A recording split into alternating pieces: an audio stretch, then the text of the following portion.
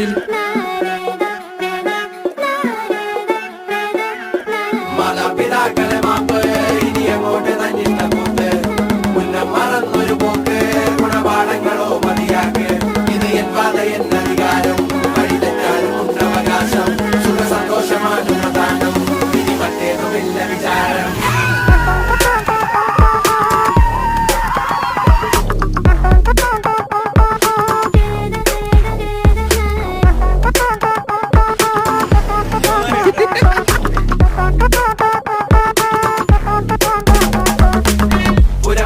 പുനരധിവാസം അടിമുടി ഒരു പുതിയ വിലാസം തനി നിറമിട്ട് തണിയണ നെഞ്ചേ കാട് തോന്യാസം.